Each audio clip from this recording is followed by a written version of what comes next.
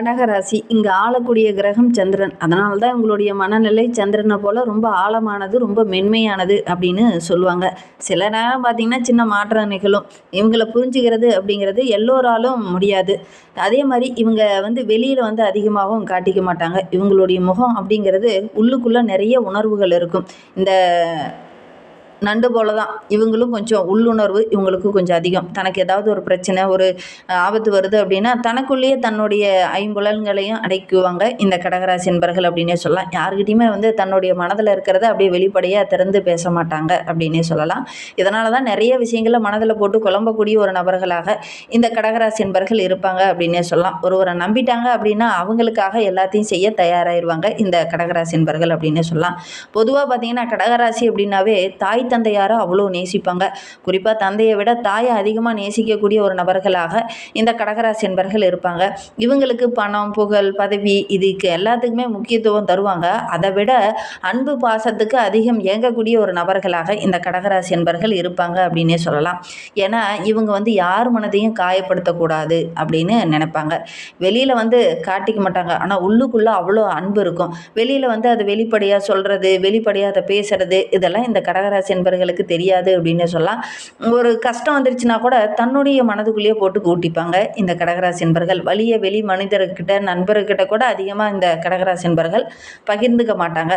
பல நேரம் தனிமையாக தான் இருக்கணும் அப்படின்னு நினைப்பாங்க. காரணம் இவங்களுக்குள்ள நிறைய சோகங்கள் இருக்கும்போது தனியாக அழுது புலம்பக்கூடிய ஒரு நபர்களாக தான் பெரும்பாலும் இந்த கடகராசி என்பர்கள் இருப்பாங்க அப்படின்னு சொல்லலாம். அதேமாதிரி மற்றவங்களுடைய மனதை ரொம்ப ஈஸியாக புரிஞ்சுப்பாங்க இந்த கடகராசி என்பர்கள். மற்றவங்களுக்கு ஒரு பிரச்சனை, ஒரு கஷ்டம் அப்படின்னா அவங்க சொல்கிறதுக்கு முன்னாடி போய் உதவி செஞ்சுருவாங்க. ஆனால் இவங்களுக்குள்ள இருக்கக்கூடிய அந்த கஷ்டத்தை வெளியில் அதிகம் பகிர்ந்துக்க மாட்டாங்க. இப்போ நம்பிக்கையான நபர்களில் இந்த கடகராசி நண்பர்களும் ஒருத்தரங்க அப்படின்னே சொல்லலாம். இவங்களுடைய பலவீனம் அப்படின்னு பார்த்தீங்கன்னா எல்லாரையுமே நல்லவங்க அப்படின்னு நினச்சிருவாங்க. நல்லவங்க அப்படின்னு நினச்சி எல்லாருக்கும் உதவி செய்வாங்க. கணக்கை பார்த்துக்கிட்டு உதவி செய்யாமல் இருக்க மாட்டாங்க. எல்லாருக்கும் தான தர்மம் செய்கிறதுல கடகராசி நண்பர்களுக்கு நிகர் வேறு யாரும் இல்லை அப்படின்னே சொல்லலாம். முழு மனதோடு ஆழ் மனதிலிருந்து அந்த உதவிகளை செய்யக்கூடிய ஒரு நபர்கள் தான் இந்த கடகராசி என்பர்கள். அதை தான் சில நேரங்களில் ஏமாற்றத்துக்கும் ஒரு வழியாக அமையும் அப்படின்னே சொல்லலாம். கடகராசி அப்படின்னாவே உள்ளுணர்வு அதிகம் அப்படின்னு சொல்லுவாங்க. இந்த உள்ளுணர்வு இவங்களுக்கு நிறைய வலிமையை கொடுக்கும். யார் உண்மையானவங்க, யார் நடிக்கிறாங்க அப்படின்னு உள்ளுக்குள்ளேயே நிறைய கேள்விகள் ஒரு தெளிவு பெறக்கூடிய ஒரு ராசி இந்த கடகராசி அப்படின்னே சொல்லலாம். குடும்பத்துக்காக வாழக்கூடிய ஒரு ராசியும் இந்த கடகராசி தான். தன்னுடைய குடும்பம் நல்லா இருந்தால் நம்மளும் நல்லா இருக்கோம், நம்மளுடைய மனமும் ரொம்ப மகிழ்ச்சியாக இருக்கும் அப்படின்னு குடும்பத்துக்கு அதிக முக்கியத்துவம் கொடுக்கக்கூடிய ஒரு ராசினா இந்த கடகராசி என்பர்களை தான் சொல்லலாம். பெரும்பாலான கடகராசி என்பர்கள் பார்த்திங்கன்னா ரொம்ப அமைதியாக தான் இருப்பாங்க. ரொம்ப அன்புக்குரியவங்க அப்படின்னு கூட இந்த கடகராசி என்பர்களை சொல்லலாம்.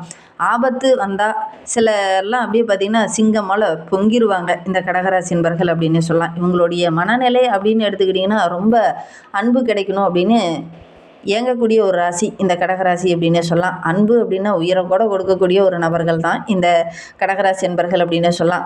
இந்த அன்பை புறக்கணிக்கும் போது தான் ரொம்ப அமைதியாகிடுவாங்க. அவங்கள விட்டு விலகவும் செய்வாங்க. நம்பிக்கை கொடுத்தவங்கள கடைசி வரிகளும் மறக்காமல் காப்பாற்றக்கூடிய ஒரு நபர்கள் தான் இந்த கடகராசி என்பர்கள் அப்படின்னே சொல்லலாம். இவங்களை பற்றி நம்ம சொல்லணும்னா நிறைய விஷயங்கள் சொல்லிக்கிட்டே போகலாம். இவங்களுக்கு இந்த ஆணி மாத கிரக அமைப்புகள் எப்படி இருக்குது, என்னென்ன மாற்றத்தை இவங்களுக்கு தரப்போகுது, என்னென்ன விஷயங்கள்லாம் அவங்களுக்கு சாதகமாக இருக்க போகுது, என்னென்ன விஷயங்கள்லாம் அவங்களுக்கு பாதகமாக இருக்க போகுது அப்படிங்கிறத தொடர்ந்து இந்த வீடியோவில் ரொம்ப விளக்கமாக சொல்லியிருக்கோம். நிச்சயமாக நல்ல ஒரு யூஸ்ஃபுல்லான வீடியோவாக தான் இந்த வீடியோ உங்களுக்கு இருக்கும். அதனால் வீடியோவை கடைசி வரைக்கும் பாருங்கள். நீங்கள் இப்போ தான் ஃபஸ்ட் டைமாக நம்ம சேனலை பார்க்குறதா இருந்தால் நம்ம சேனலை சப்ஸ்கிரைப் பண்ணிக்கோங்க. கூடவே இருக்கிற பெல் ஐக்கானையும் கிளிக் பண்ணிக்கோங்க. அப்போ தான் நாங்கள் போடுற ஒவ்வொரு வீடியோவுமே உங்களுக்கு நோட்டிஃபிகேஷனாக வரும். நீங்கள் கடகராசி அன்பராக இருந்தால் மறக்காமல் நம்மளுடைய சேனலுக்கு ஒரு லைக் கொடுத்துட்டு உங்களுடைய ரிலேஷன் வகையில், உறவுகள் வகையில் யாராவது கடகராசி அன்பர்கள் இருக்காங்க அப்படின்னா அவங்களுடைய இயல்பு எப்படி இருக்குது அப்படிங்கிறத மறக்காமல் எங்களுடைய கமெண்ட் பாக்ஸில் தெரிவிங்க. இந்த வீடியோவை அவங்களுக்கும் ஷேர் பண்ணி விடுங்க. சரி, நம்மளுடைய கடகராசிக்கு இந்த ஆனி மாதம் எப்படி இருக்குது? ஆனி மாதம் ஆரம்பிக்கும் போதே பார்த்திங்கன்னா புதன் தன்னுடைய சொந்த வீடான மிதுன ராசிக்கு, மிதுன வீட்டுக்கு அமர போகிறார். அதோடு சூரியனும் சேர்ந்து அமரும் போது புத ஆதித்ய யோகம் ஏற்பட போகுது. செவ்வாய் பகவான் ஆட்சி பலத்தோடு அமர்ந்திருக்கிறார். அதோட கூட குரு சுக்கிரனும் கடகராசியில் அமர்ந்திருக்கிறதுனால மகர வீட்டை குருவும் சுக்கிரனும் பார்க்க இருக்கிறதுனால கும்பத்தில் ராகுவும் மீனத்தில் சனி பகவானும் இந்த மாதிரி கிரக கிரக அமைப்புகள் நம்மளுடைய கடகராசி என்பர்களுக்கு இந்த காலகட்டத்தில் அமைந்திருக்கு. இதனால் என்னென்ன நற்பலன்கள் இவங்களுக்கு கிடைக்க போகுது அப்படிங்கிறத தொடர்ந்து பார்க்கலாம். ஜூன் மாதம் 22ஆம் தேதியில் புதன் கடகத்தை நோக்கி பயணிக்க போகிறார். அங்கே ஏற்கனவே குருவும் சுக்கிரனும் புதனும் இணைந்திருக்காங்க. 20ஆம் தேதிக்கு பிறகு செவ்வாயும் 7ஆம் பார்வையால் விருச்சகத்தில் அமரும்போது நம்மளுடைய கடகராசிக்கு இது ஒரு யோகமான கிரக அமைப்பு அப்படின்னே சொல்லலாம். பத்திர யோகம் அப்படின்னு சொல்லுவாங்க. அதனால் இந்த கடகராசி என்பர்கள் இந்த காலகட்டத்தில் நீங்கள் செய்கிற விஷயங்கள் எல்லாமே உங்களுக்கு ரொம்ப சாதகமாக அமையக்கூடிய ஒரு யோகமான கிரக அமைப்பு அப்படின்னே சொல்லலாம். இந்த கிரக அமைப்பு உங்களுக்கு நல்ல ஒரு முன்னேற்றத்தை கொடுக்கும் அப்படின்னே சொல்லலாம். சில பரிகாரங்கள் மட்டும் செஞ்சிங்கன்னா போதும், நல்ல ஒரு மேன்மையை எதிர்பார்க்கலாம் அப்படின்னே சொல்லலாம். இந்த ஆனி மாதத்தில் அந்த கடகராசி என்பர்களுக்கு ஒரு சிறப்பான பலன் கிடைக்க போகுது. நல்ல ஒரு முன்னேற்ற தரக்கூடிய நல்ல விஷயங்கள் எல்லாம் நடக்க போகுது. ஏன்னா குருவும் சுக்கிரனும் இணைந்து ராஜ யோகத்தை உங்களுக்கு தரப்போகிறாங்க.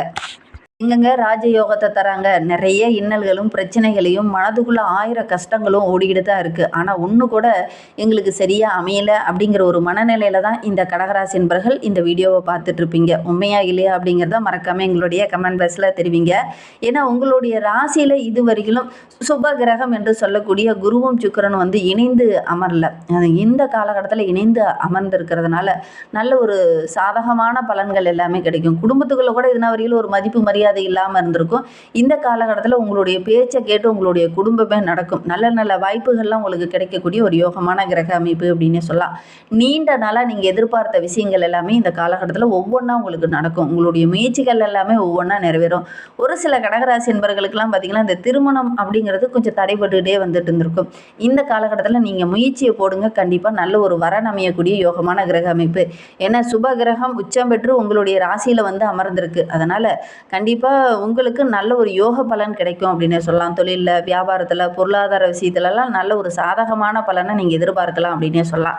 ஒரு சில விரயங்கள் வர்றதுக்கான சூழ்நிலையும் இருக்குது. நீங்கள் கொஞ்சம் சுப விரயம் செஞ்சுக்கிறது நல்லது அப்படின்னே சொல்லலாம். ஏன்னா குரு 5, 7, 9 இந்த இடத்த பார்ப்பதனால பூர்வ புண்ணியஸ்தானம் நல்ல ஒரு வலுக்கும் இடத்துல இருக்குது. 9ஆம் இடத்துல குரு இருப்பதனால நிறைய பாக்கியங்கள் நம்மளுடைய கடகராசி என்பர்களுக்கு கிடைக்கும். ஜூன் 20ஆம் தேதிக்கு பிறகு பார்த்தீங்கன்னா பேச்சில் ரொம்ப கவனமாக இருக்கணும். தடிமனான வார்த்தைகளை யாருக்கிட்டையும் பேச வேண்டாம். இது வரைக்குமே யாருக்கிட்டையும் நீங்கள் அதிகமாக தடிமனான வார்த்தைகளை பேச மாட்டீங்க. ஆனால் இந்த காலகட்டத்தில் பேச வேண்டிய ஒரு சுச்சுவேஷன் உங்களுக்கு ஏற்படும் அப்படின்னு சொல்லலாம். இதுவரையிலும் எந்த காரியம் தடைபட்டு நினைச்சோ அந்த காரியம் ஒவ்வொன்றா நடக்க ஆரம்பிக்கும். குடும்பத்தில் சின்ன சின்ன விஷயங்களில் கூட நீங்கள் கொஞ்சம் கவனமாக உற்று நோக்கிறது ரொம்ப நல்லது. இந்த கடகராசி என்பர்களை பொறுத்தவரையிலும் இந்த ஆனி மாதத்தில் அப்படின்னு சொல்லலாம். தொழிலில் முதலீடு செய்கிறவங்க இந்த கூட்டாளர்களை தேர்ந்தெடுக்கும் போது கரெக்டான நபர் தானா அப்படிங்கிறத ஒரு முறைக்கு 2 முறை அலசி ஆராயிறது நல்லது. உங்களுடைய நீண்ட நாள் ஆசை, கனவு இதெல்லாம் ஒரு பக்கம் நிறைவேறும். வங்கியில் கூட கடன் கேட்டிருந்தீங்க, தொழிலுக்காக ஒரு சிலலாம் லோனுக்கு அப்ளை பண்ணியிருப்பீங்க, அது கொஞ்சம் கிடைக்காம தள்ளி போயிட்டே இருந்திருக்கும். அதெல்லாம் கிடைக்கக்கூடிய ஒரு யோகம் இருக்குது இந்த கடகராசிக்கு அப்படின்னு சொல்லலாம். புதுசாக ஒரு தொழில் தொடங்கிறதுக்கான ஒரு யோகமான கிரக அமைப்பு தான். பொதுவாக பார்க்கும்போது இந்த கடகராசிக்கு இந்த காலகட்டத்தில் தொழில் தொடங்குனீங்கன்னா நல்ல நல்ல வாய்ப்புகள்லாம் கிடைக்கும். புதுசாக நிறைய ஒப்பந்தங்கள்லாம் கையெழுத்தாகும்.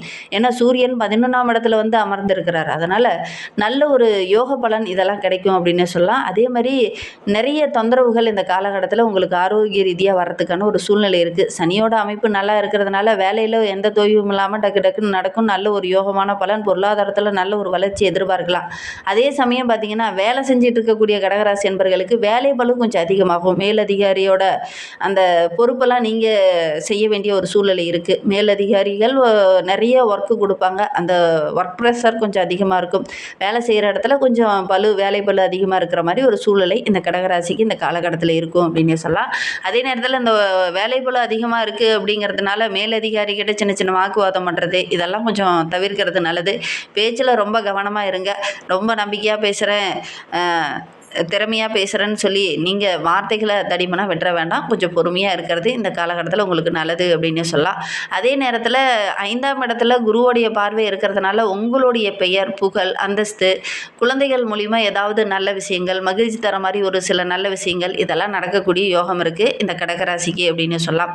உங்களுடைய கௌரவம் அதிகரிக்கிறதுல எந்த ஒரு தடையுமே இருக்காது. உங்களுடைய செல்வாக்கு படிப்படியாக உயரக்கூடிய கிரக அமைப்பு தான்.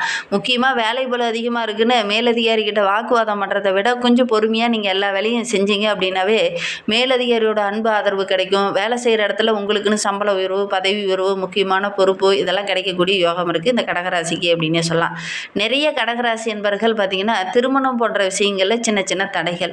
திருமணம் ஒரு சிலருக்கெல்லாம் 30-35 வயது கடந்துட்டோம், ஆனால் இன்னமும் எங்களுக்கு திருமணம் வரன்னு தேடிட்டே இருக்கோம், ஆனால் நல்ல ஒரு வரன் அமையல அப்படின்னு நினச்சிட்டு இருக்கவங்க இப்போ ஆரம்பிச்சிங்கன்னா கூட கண்டிப்பாக நல்ல ஒரு வரன் அமையக்கூடிய யோகம் இருக்குது. முயற்சி பண்ணுங்கள். அடுத்த 6 மாதத்தில் நல்ல ஒரு வரன் அமையும். இந்த கணவன் மனைவிக்கிடையே சின்ன சின்ன வாக்குவாதம் ஏற்பட்டு பிரிந்த தம்பதிகள்லாம் கூட ஒன்று சேர்றதுக்கான ஒரு யோகமான கிரக அமைப்பு தான் இந்த கடகராசிக்கு அப்படின்னு சொல்லலாம். கணவன் மனைவிக்கிடையே நல்ல ஒரு புரிதல் உணர்வு அதிகமாகும். அதனால் நல்ல ஒரு ஒற்றுமையை எதிர்பார்க்கலாம். ஏன்னா காதல் கிரகம் என்று சொல்லக்கூடிய சுக்கிரனும் குருவோடு இணைந்திருக்கிறார். அதனால் இந்த காலகட்டத்தில் குடும்பத்துக்குள்ளே நல்ல ஒரு ஒற்றுமை, மகிழ்ச்சி இதை நீங்கள் எதிர்பார்க்கலாம் அப்படின்னே சொல்லலாம்.